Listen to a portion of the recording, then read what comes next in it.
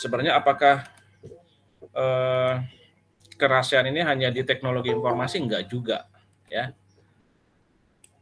Di dalam kehidupan kita, apapun yang kita lakukan, selalu ada yang namanya confidentiality atau kerahasiaan.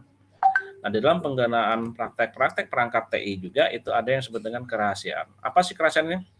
Adalah informasi yang kita miliki pada sistem atau database yang kita miliki, yang bersifat rahasia, teman-teman ya, bersifat rahasia, dan pengguna atau orang lain yang tidak berkepentingan itu tidak boleh atau melihat atau mengaksesnya.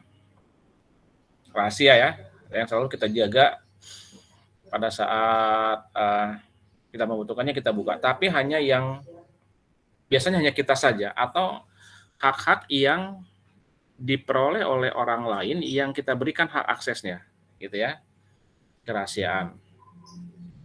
Seperti itu teman-teman ya, yang seperti itu dengan confidentiality.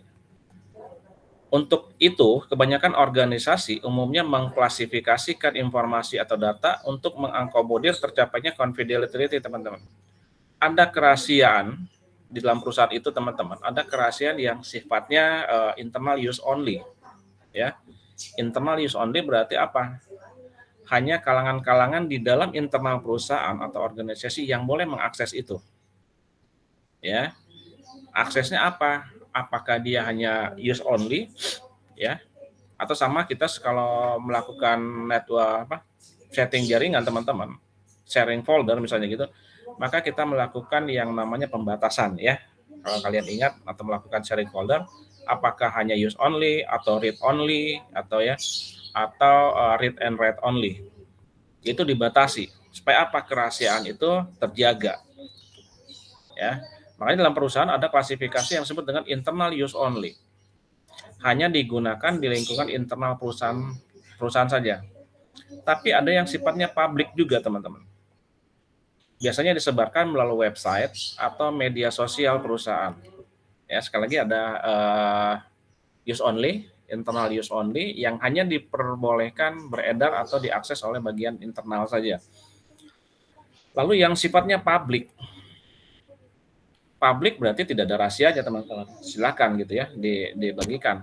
Makanya disebut di website. Apa sih yang biasa disebar di website? Ya mungkin tentang informasi perusahaan, ya, tentang bagaimana mungkin promosi perusahaan, alamat perusahaan gitu ya.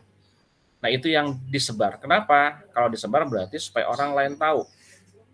Supaya orang lain gampang mengakses atau menginformasikan atau menghubungi kita di perusahaan. Ya. Nah, ada lagi yang sifatnya confidential yang sangat rahasia, teman-teman. Ada rahasia, ada sangat rahasia. Yang sangat rahasia adalah contohnya data-data terkait planning, ya, perencanaan dari sebuah organisasi itu biasanya selalu di-keep sangat rahasia.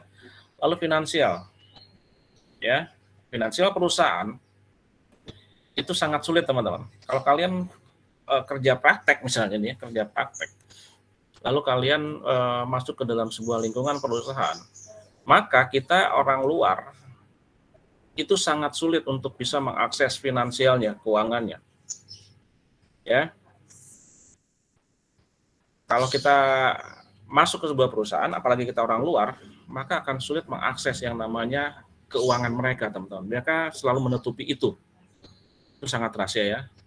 Atau tentang perencanaan mereka, strategi mereka. Kenapa?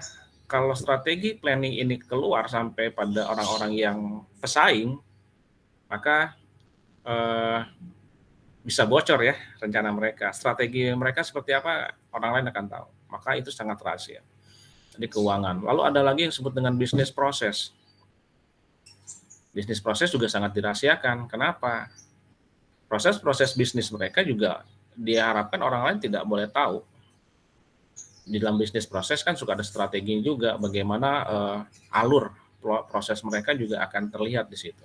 Itu yang selalu sangat menjadi data yang sangat rahasia, teman-teman.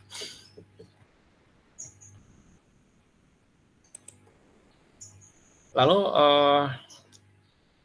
kalau adanya yang namanya kerahasiaan, teman-teman, maka ada ancaman terhadap confidentiality itu. Ya, bagaimana kerahasiaan data seseorang itu menjadi sebuah ancaman bagi pemiliknya.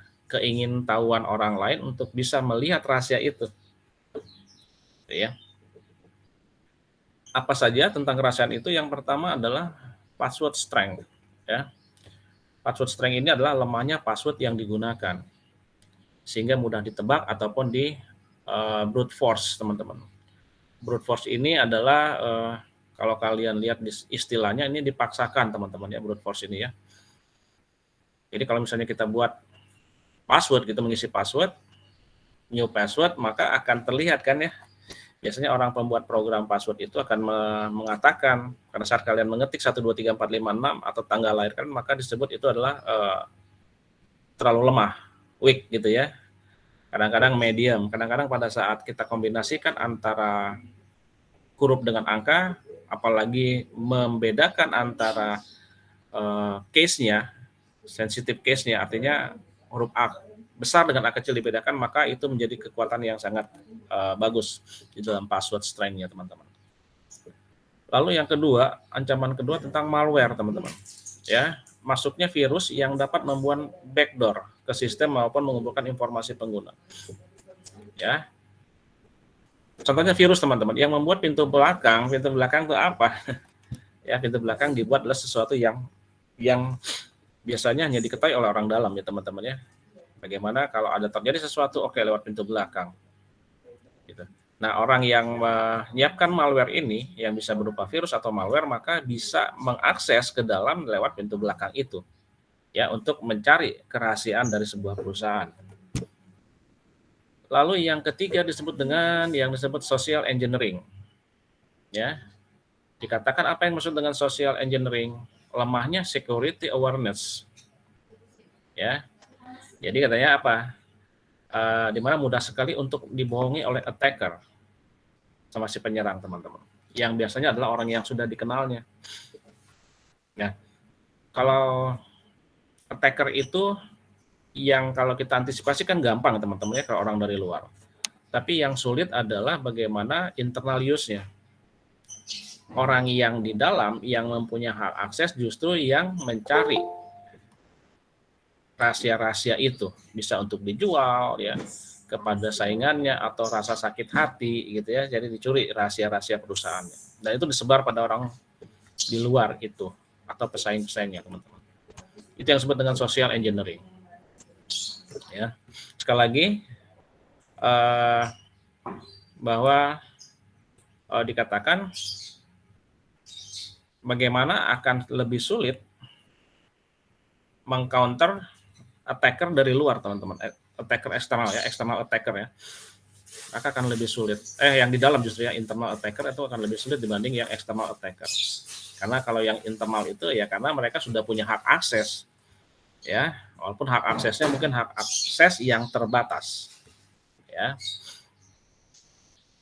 Pertanyaan dulu, teman-teman. Kita lanjut. Kalau kalian bilang, percaya nggak kalau misalnya programmer mengatakan program atau network jaringan administrator itu, teman-teman, mengatakan bahwa programnya, jaringannya itu 100% aman, kalian percaya nggak, teman-teman, dari serangan?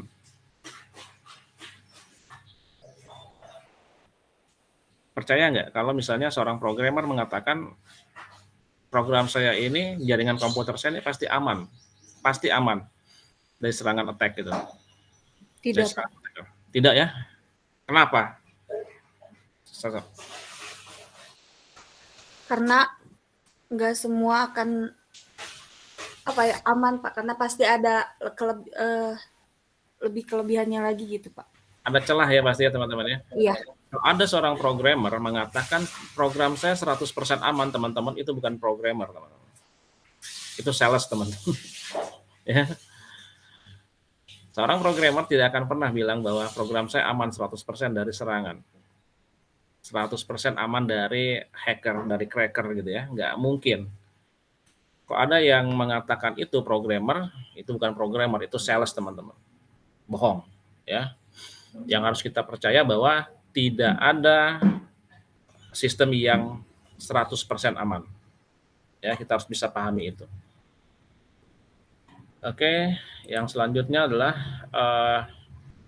bagaimana sih secara umum yang digunakan untuk menjamin tercapainya aspek confidentiality itu atau kerahasiaan itu? Yang pertama dengan menerapkan yang disebut dengan enkripsi. Ya, enkripsi itu adalah seni menyandikan data. Bagaimana data itu dikemas menjadi data yang tidak terlihat aslinya, teman-teman. Dikatakan enkripsi merupakan sebuah teknik untuk mengubah file atau data atau informasi dari bentuk yang dapat dimengerti, plain text teman-teman ya. Jadi pertamanya dia datanya misalnya ABCD gitu ya. Ternyata pada saat dienkripsi supaya ABCD ini tidak terlihat oleh orang lain secara gamblang gitu, maka dibuat proses enkripsi. Ya, kalian juga mungkin sudah belajar ini keamanan data ya. Enkripsi ini adalah merubah file ABCD itu yang terlihat ABCD akan dirubah menjadi mungkin hanya kelihatan sebagai sebuah jeruk gitu ya, atau sebuah 1 2 3 4 5. Orang melihat oh itu datanya kok buah jeruk ya, padahal dia hanya melihat sebuah proses enkripsi di situ di dalamnya ya. Nah, di dalam proses enkripsi ini teman-teman, penyandian data ini kan ada 2 proses ya.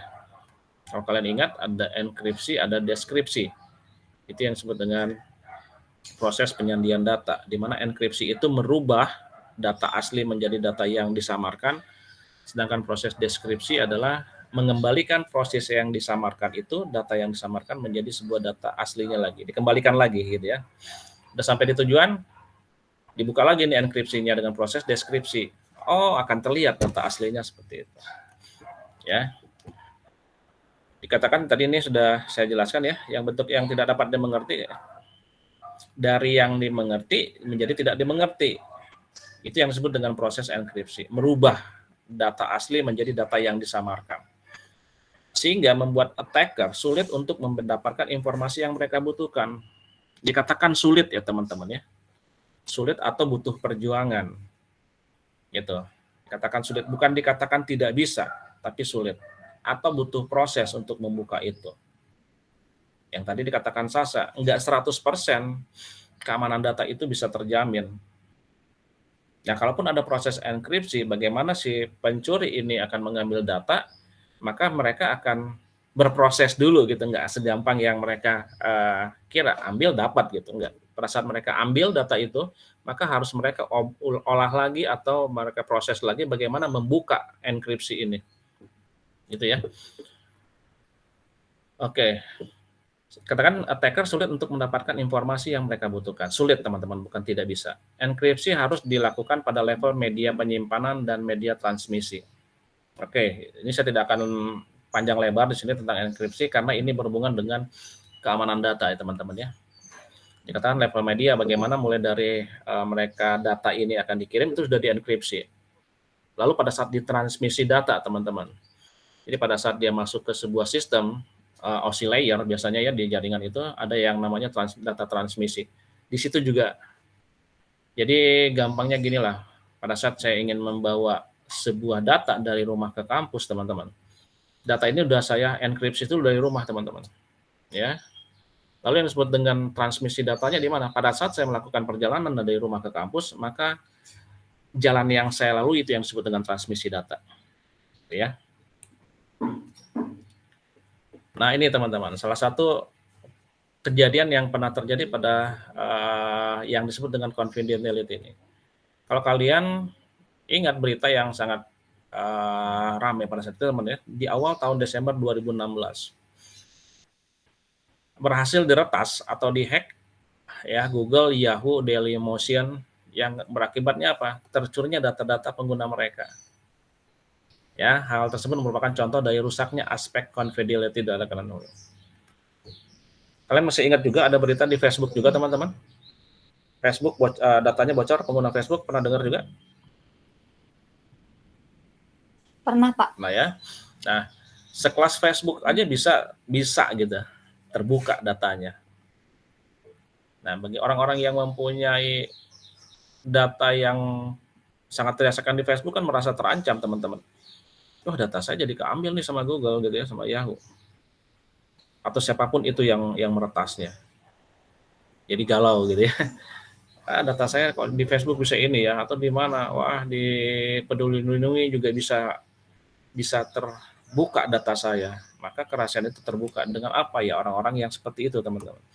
Ya, yang ingin melihat kerahasiaan seseorang atau sebuah perusahaan. Lalu yang kedua, itu kita belajar yang disebut dengan integrity. Integrity dalam penggunaan teknologi informasi apa maksudnya adalah keaslian atau validitas data tersebut masih terjaga, teman-teman. Ya, kalau kita datanya A, secara integrity datanya juga harus A. Tidak boleh A-1, A+1. Ya. Dengan bahasa lain, integrity mencoba memastikan data yang disimpan benar adanya. Kalau saya menyimpan data A, ya data A yang tersimpan. Lalu memastikan data juga yang disimpan benarnya tidak ada pengguna yang tidak berkepentingan atau software berbahaya yang mengubahnya. Oke, maksudnya ya kalau datanya A, ya A. Nggak boleh orang lain merubah itu jadi B. Atau ada program atau software atau aplikasi yang merubah itu juga sama A jadi B. Itu nggak boleh ya. Jadi integrity itu adalah memastikan bahwa data itu tetap terjaga keasliannya. Lalu integrity juga berusaha untuk memastikan data diproteksi dengan aman dari ancaman yang disengaja, serangan hacker, teman-teman. Ya. Maupun ancaman yang tidak disengaja, misalnya kecelakaan. Kecelakaan ini bukan kecelakaan yang kita lihat secara fisik, teman-teman ya. Kecelakaan itu mungkin saja yang disebut dengan bencana alam, ya, bencana alam bisa kebakaran, bisa terus malfunction daripada sebuah perangkat, hardware-nya rusak nih sehingga datanya juga ikut berubah. Atau serangan virus gitu ya, atau misalnya kebanjiran, itu adalah ancaman yang tidak disengaja gitu ya. Ternyata salah format gitu ya atau apa. Nah, itu kan yang tidak disengaja. Masa sih ada orang yang kalau benar-benar dia pemilik asli data itu, masa mungkin dia datanya masih terpakai lalu dia format. Kan ternyata tidak sengaja dia terformat, itu tidak sengaja. Ya. Lalu integrity dapat dicapai dengan cara menerapkan apa, teman-teman? Yang pertama dikatakan adalah strong encryption. Ya, jadi membuat enkripsi yang sangat kuat. Ya. Tadi dikatakan enkripsi itu bisa terjadi pada dua, media penyimpanannya atau transmisi datanya. Berarti pada media penyimpanan dan transmisi data ini harus membuat dengan enkripsi yang sangat kuat, strong encryption. Lalu yang kedua, menjaga integrity dengan cara kedua, strong authentication, teman-teman, dan validasi. Autentikasi dan validasi. Pada setiap file, akun atau login action yang diterapkan. Ya. Hal yang gampang adalah pada saat kalian masuk sebuah akun, teman-teman, itu kita biasanya memasukkan nama kita, nama akun kita, lalu dengan passwordnya, gitu ya. Pada saat kita memasukkan akun, maka kita masukin password, maka program proteksinya akan memvalidasi apakah betul akun ini mempunyai password ini, ya. Di-authent dulu. Oh ya, akunnya ada nih, terdaftar di sini. Oke. Akun ini betul nggak passwordnya ini? Oke, divalidasi. Ya, itu yang disebut dengan autentikasi dan validasi, teman-teman. Supaya apa? Supaya tidak sembarang orang yang di luar itu mempunyai hak akses yang sama dengan pemiliknya. Atau mungkin juga gini, saya mengetahui akun seseorang, teman-teman, ya, akun seseorang. Nah, di autentikasi maka saya boleh masuk sesuai dengan akun itu. Tapi pada saat saya bukan yang berkepentingan, saya hanya memiliki akunnya, saya nyontek gitu, saya lihat atau saya lihat catatannya akunnya, ternyata saya harus juga memasukkan password kan. Nah, saya nggak punya passwordnya, maka validasi itu tidak berlaku. Gitu ya. Jadi autentikasi itu memastikan itu betul nggak yang memiliki akses. Setelah dia autentikasinya benar, maka harus divalidasi. Kalau kamu betul si A, kamu tahu dong pasti passwordnya, oke gitu. Ya, itu untuk menjaga integritasnya. Jadi ada autentikasi dan validasi. Dan kalau di perusahaan teman-teman, biasanya yang pernah mungkin kita singgung, tidak semua hak akses itu diberikan pada orang yang internal teman-teman. Contoh di bagian keuangan, dia mungkin punya akun keuangan. Hak aksesnya hanya bisa melihat atau membongkar isi-isi daripada keuangan. Tetapi bagaimana seorang di bagian pemasaran, ya orang dalam juga, dia nggak bisa akses juga ke keuangan teman-teman. Gitu ya, dia nggak bisa akses ke keuangan. Oke, dia hanya bisa akses di mana? Di pemasaran. Itu juga yang berhubungan dengan yang disebut autentifikasi. Kamu tuh punya hak akses atau enggak? Kalau nggak punya nggak boleh. Kalau punya hak akses, validasi dulu. Passwordnya apa? Gitu. Itu ya. Lalu yang ketiga tentang integrity yang disebut dengan akses kontrol, teman-teman. Ya, setiap akun yang ada harus dibatasi hak aksesnya. Tadi saya sudah singgung sedikit. Misalnya tidak semua memiliki hak akses untuk mengedit, lainnya hanya bisa melihat saja.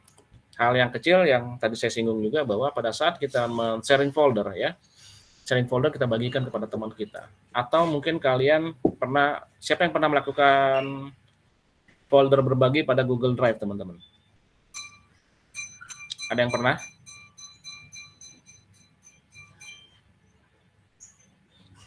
Ada yang pernah nggak? Berbagi file atau berbagi dokumen pada G Drive kalian? Pernah, Pak. Oke, Itza. Pada saat kamu membagi file atau membagi folder pada G Drive ke teman kamu, pastikan kamu bagi linknya ya, Irsa, betul ya? Iya, Pak. Itu ada pengaturan nggak, Irsa? Atau kamu copy linknya lalu kamu bagikan? Kamu ada ngatur-ngatur di situ nggak? Ngatur kayak berbaginya ke siapa aja gitu, Pak. Oke, berarti kamu kan mengatur berbagi itu pada siapa saja kan? Orang-orang yang berhak yang ingin kamu bagi.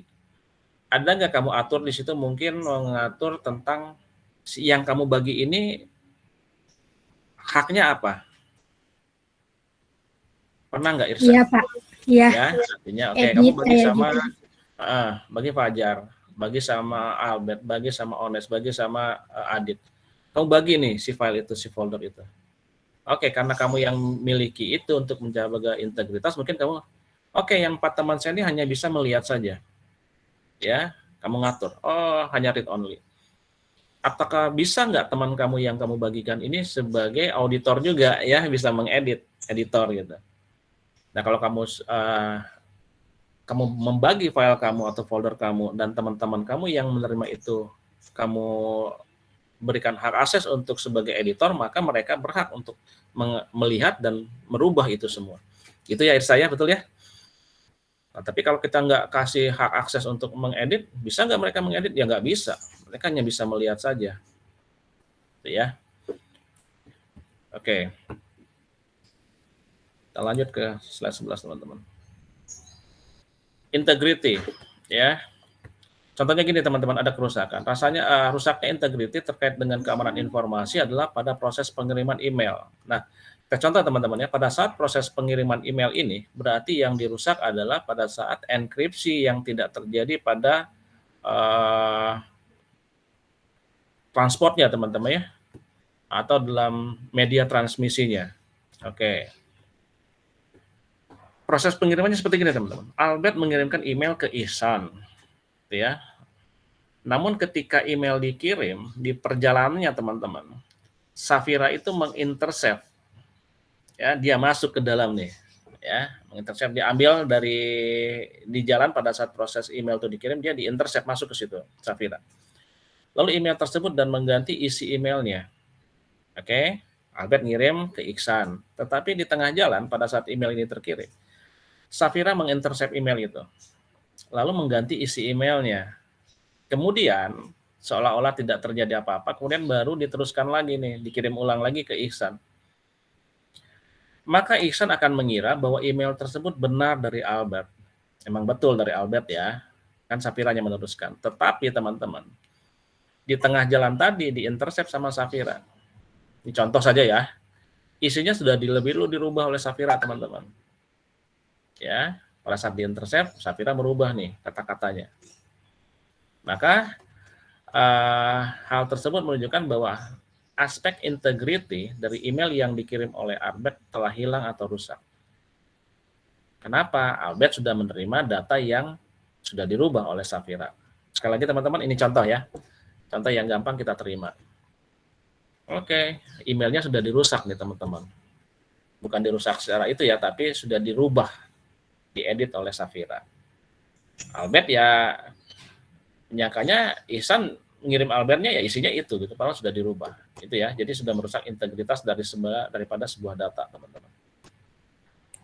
Oke, kita lanjut lagi. Sekarang yang dimaksud dengan availability, teman-teman. Ketersediaan, memastikan sumber daya yang ada siap diakses kapanpun oleh user, application, and system yang membutuhkannya. Jadi pada saat user itu butuh data, oke, harus tersedia dong, availability-nya harus ada. Pada saat aplikasi itu juga membutuhkan data, maka juga harus siap ada. Pada saat gini contohnya saja teman-teman ya, kalian ingin mengupload data aplikasi ini ya, pakai Gform kah atau apa, pakai email kah, upload data nih. Kalau datanya nggak ada, apa yang harus diupload ya teman-teman ya? Nah, jadi ketersediaan data itu harus ada dulu. Maka itu yang disebut dengan availability. Sama seperti aspek integritas, teman-teman, integrity. Rusaknya aspek availability dari sistem juga diakibatkan karena faktor kesengajaan dan faktor accident ya, kecelakaan. Nah, bisa secara sengaja ataupun kecelakaan. Faktor kesengajaan bisa dari serangan denial of service, teman-teman. Disingkat dari DOS. Pernah dengar nggak nih DOS ini, teman-teman? Denial of service ini. Attack. Ya. Tadi dikatakan malware, bisa juga hacker atau cracker. Denial. Oke, nanti ya. Ini saya lanjutkan dulu. Untuk faktor kecelakaan bisa karena hardware failure, rusak yang saya katakan tadi, malfunction ya daripada sebuah perangkat. Lalu konsleting mengakibatkan menjadi rusak juga, kebakaran, banjir, gempa bumi, ya mitigasi bencana ini ya. Oke, ini. Nah teman-teman, denial of service ini ya sebenarnya ada yang tahu dulu nggak sebenarnya apa sih? Denial of service attack biasanya itu. Ada yang tahu nggak? Denial of service. Ini cukup itu ya, cukup familiar juga orang-orang yang bergerak dalam jaringan. Oh, saya kena DOS, denial of service attack. Ada yang tahu nggak? Jadi sistem keamanan juga. Sudah belajar sistem keamanan data, teman-teman? Fajar, sudah pernah belajar belum? Atau pernah tahu yang disebut dengan DOS ini?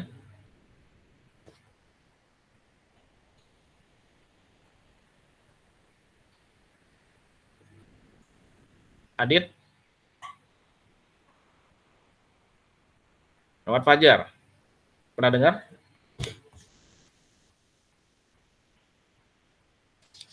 Belum, Pak. Belum ya. Denial of service ini, teman-teman ya, attack ini adalah sebenarnya gini. Dia menyerang, teman-teman, menyerang lintasan atau jaringan komputer.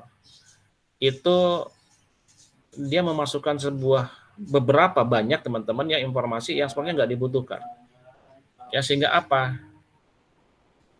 Orang yang berkepentingan, sekali lagi orang yang berkepentingan itu nggak bisa masuk. Contoh yang sederhana gini deh, ya. Saya di rumah saya ada jalan ya, jalan-jalan yang menuju ke rumah saya. Lalu orang yang melakukan denial of service itu, attack itu teman-teman, dia berusaha untuk menghambat jalan yang masuk ke rumah saya, aksesnya. Ya, mungkin dia parkir mobil, parkir motor sembarangan, wah dimasukin semua mobil-mobil parkir depan rumah saya. Supaya apa? Supaya orang yang berkepentingan yang benar ingin datang ke rumah saya itu terhambat, teman-teman. Ya, atau misalnya kalian masuk ke supermarket nih, pengen beli apa gitu ya, beli minuman ringan. Nah, orang-orang yang melakukan denial of service ini, teman-teman, dia berusaha untuk menghambat kalian masuk dengan cara apa? Memenuhi pintu masuknya, teman-teman. Ya, Jadi kita yang benar-benar ingin butuh masuk ke situ susah. Gitu. Nah itu disebut dengan denial of service itu teman-teman. Jadi dihambat supaya yang berkepentingan susah untuk masuk.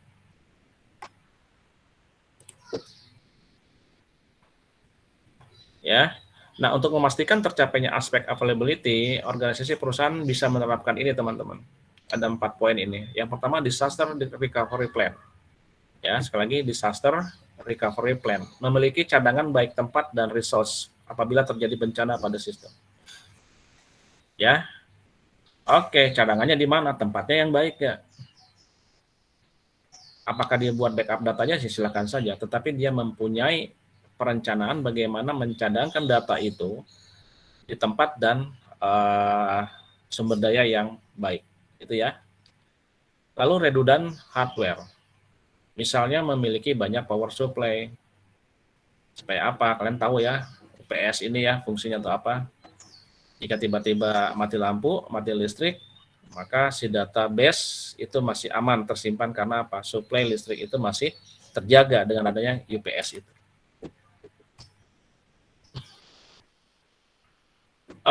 Lalu ada RAID ini teman-teman ya, salah satu cara untuk menanggulangi disk failure. Ya, kalian lihat nanti kalau pengen tahu spesifik RAID ini seperti apa, tetapi dia konsep prinsipnya adalah bagaimana untuk bisa menanggulangi kalau ada kesalahan pada disk.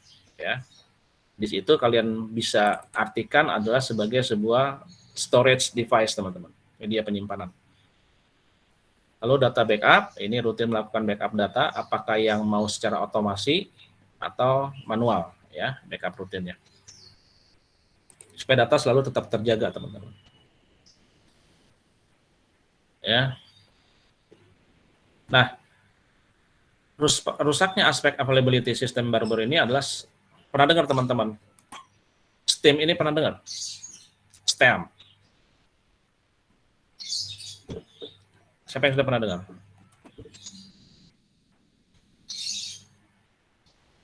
Seorang yang gamers ini ada nggak yang suka main game?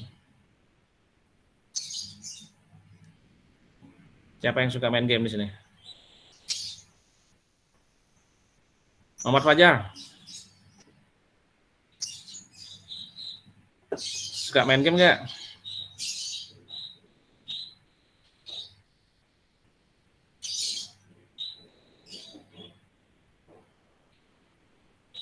Siapa yang suka main game di sini? Nggak ada. Sasa? Albert? Sa suka main game nggak, Sa? Enggak, Pak. Ya. Nah, teman-teman, yang suka main game biasanya suka kenal yang ini, teman-teman, Steam ini ya. Steam ini ya. Steam adalah sebuah platform distribusi game, teman-teman. Jadi Steam ini dia sebuah platform yang menjual game-game online, teman-teman. Ya, game online ini. Dan terbesar di dunia, teman-teman. Ya, platform distribusi game terbesar di dunia ini adalah Steam ini salah satunya. Itu pada saat itu dia down, teman-teman. Ya, servernya down. Kenapa? Tidak bisa diakses atau mengalami server down oleh Kenapa? Karena ada attacker, ya, ada attack yang disebut dengan distribute denial of service, ya. Ini tadi yang di depan tadi ya, denial of service attack tadi, teman-teman. Nah, Steam ini juga kena serangan. Ya, saya katakan tadi di awal, ilustrasinya bagaimana kita mau masuk ke sebuah minimarket, ternyata kita terhalang oleh orang-orang yang sama menutupi pintu masuknya. Orang-orang yang menghalangi pintu masuknya itu yang disebut dengan distribute denial of service, teman-teman. Berusaha untuk menghalangi kita masuk. Padahal dia nggak punya kepentingan gitu. Tapi dia berusaha dengan banyak orang di situ ya, dikirim banyak orang supaya apa? Menutupi pintu itu supaya kita nggak bisa masuk ke dalam. Nah, itu terjadi pada Steam platform ini, teman-teman. Ini pada saat itu lagi rame, teman-temannya, orang jual membeli game-game online di Steam ini. Ya, ada yang dia diskon, ada yang murah gitu ya. Wah, rame lah. Nah, pada saat lagi rame-ramenya ini, dia kena serang yang disebut dengan DDoS ini, teman. Distribute denial of service ini. Ditutup nih, ya, gate-nya. Ke platformnya ditutup nih sama orang-orang ini. Akhirnya orang-orang yang ingin benar-benar mau beli itu nggak bisa masuk. Ya, nah ini. Oke, kita lanjut ke slide 15, teman-teman. Ya. Lalu ada yang disebut dengan privasi. Pada dasarnya privasi ini sama dengan confidentiality. Namun jika confidentiality itu biasanya berhubungan dengan data-data perusahaan atau organisasi, teman-teman. Kerahasiaannya ya. Sedangkan privasi ini adalah yang sifatnya ke pribadi atau individual. Sekali lagi ini sebenarnya hampir sama. Dari kerahasiaan juga. Sekali lagi confidentiality itu berhubungan dengan data-data perusahaan, sedangkan privasi adalah yang berhubungan dengan data bersifat pribadi. Contohnya adalah email seseorang pemakai tidak boleh dibaca oleh administrator. Walaupun dia bisa, ya, tapi tidak boleh, teman-teman. Kita sudah pernah belajar kode etik, ya, juga kode etik profesi, administrator ya sudah, dia tidak boleh juga melihat data-data orang lain, kecuali jika itu memang dibutuhkan. Ya. Administrator tahu semua, teman-teman. Contohnya yang paling gampang, kita dikasih username, dikasih akun. Kan yang membuat itu adalah administrator. Bagaimana seorang administrator gampang saja merubah akun dan merubah password. Tapi itu tidak boleh dia lakukan. Karena apa? Karena itu berhubungan dengan kode etiknya juga. Dan yang berhubungan dengan privasi dan confidentiality. Ya, seperti itu.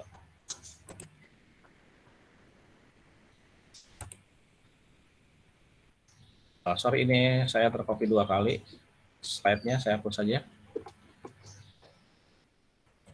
Ini yang terakhir, slide terakhir, teman-teman. Slide yang ditunggu-tunggu biasanya ya. Ini term and condition, teman-teman ya. Ini sering kita temukan di mana saja, tidak hanya di penggunaan TI IT, tetapi ini banyak kita temui syarat dan ketentuan berlaku. Jadi akhirnya tren juga ya. Term and condition itu beli 1 dapat 2 dengan term and condition dibuat. Nah, di dalam IT apa sih itu? Aturan-aturan dan kondisi yang harus ditaati pada penggunaan teknologi informasi, teman-teman. Sekali lagi, ini sekarang tidak hanya berlaku pada IT saja, tapi sudah terjadi hampir di semua aspek produk atau produksi ya, teman-teman ya. Atau di pemasaran juga sudah terjadi itu. Hal tersebut mencakup tentang integrity, privasi, dan availability dari informasi yang terdapat dan dibutuhkan di dalamnya, teman-teman. Ya, beli 1 gratis 5. Tapi syaratnya apa gitu ya? Nah, ada syarat dan ketentuan berlaku. Term and condition. Biasanya dalam aturan term and condition sudah dijelaskan tentang ketentuan layanannya seperti apa. Ya, kalau pengen dapat gratis 2 dengan beli 1, apa sih ketentuannya? Produknya apa saja? Apakah beli harus sejenis, maka dapat 2 gitu ya? Atau kita beli 2 dapat 3, ada ketentuan-ketentuannya. Lalu ketentuan konten dan jurnalisme warga. Gitu. Oke, jadi di dalam term dan kondisi ini adalah mengatur bagaimana tentang privasi dan kesediaannya juga, teman-teman. Ya, ini tidak perlu panjang lebar juga ya dengan term and condition ini. Karena apa? Ini yang berlaku, yang sering kita lihat dan kita temui syarat dan kondisi. Oke, teman-teman. Sampai sini.